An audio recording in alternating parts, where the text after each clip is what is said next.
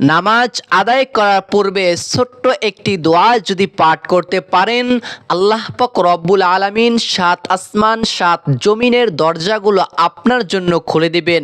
আপনার ভাগ্যকে আল্লাহ তাআলা পরিবর্তন করে দিবেন।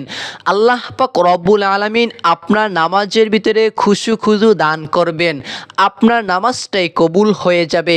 এমন একটি দোয়া এক সাহাবী আমল করেছেন, নবীজি শুনে খুশি হয়ে গেলেন। সেই ছোট্ট দোয়াটা আপনি যদি আমল করতে চান, আল্লাহ তাআলা 3টা ফজিলত আপনাকে দান করবেন। একবার নবীজি সাল্লাল্লাহু আলাইহি ওয়াসাল্লাম নামাজ শেষ করার পরে ঘুরে বসলেন। বসার পরে সাহাবীদেরকে জিজ্ঞাসা করলেন, ও আমার সাহাবীরা, তোমরা কি নামাজের আগে এই ছোট্ট দোয়া বা আমল করেছো, যার কারণে আমি আজকে ভিন্ন কিছু দেখতে পাইলাম, যেটা আমি আগে কখনো এরকমভাবে করে দেখতে পাই নাই। তখন সাহাবীরা ভয় পেয়ে গেল, চিন্তায় হতভম্ব হয়ে গেল। হওয়ার পরে এইবার নবীজি আবার বললেন, বলো বলো, কোনো ভয় নেই, আমি নবী তার উপরে সন্তুষ্ট হয়ে আছে। যেই দোয়াটা পাঠ করেছো তোমরা কেউ বলো, যে পাঠ করেছো সে বলো। তখন এক সাহাবী বললেন, ইয়া রাসূলুল্লাহ ওয়া ইয়া হাবিবাল্লাহ, আমি এই দোয়াটা পাঠ করেছি। এই দোয়াটার খুবই ফজিলত।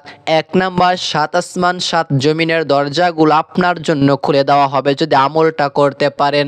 2 নাম্বারে নামাজের ভিতরে খুশু দান করবেন। 3 নাম্বারে আল্লাহ পাক রব্বুল আলামিন আপনার এই নামাজটাকেই কবুল করে নেবেন। সুবহানাল্লাহ। তাহলে দোয়াটা হলো, আল্লাহু আকবার কাবীরা ওয়ালহামদুলিল্লাহি কাসীরা ওয়া সুবহানাল্লাহি বুকরাতাও ওয়া আসীলা।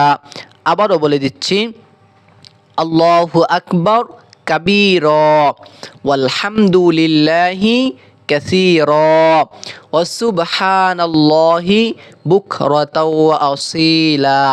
এই ছোট্ট দোয়াটা নামাজ পড়ার পূর্বে সকাল এবং সন্ধ্যায়, দুপুর এবং রাতে যে কোনো সময় আপনি পাঠ করতে পারেন। নামাজের পূর্বে একটু পাঠ করে নেবেন ইনশাআল্লাহ। তাহলে আশা করতেছি আমলটা জানতে পারলেন। ভালো থাকুন। ভিডিওটা একটি লাইক করে দিবেন, শেয়ার করে নিজের কাছে রেখে দিবেন। ভালো থাকুন। আল্লাহ হাফেজ। আসসালামু আলাইকুম ওয়া রাহমাতুল্লাহ।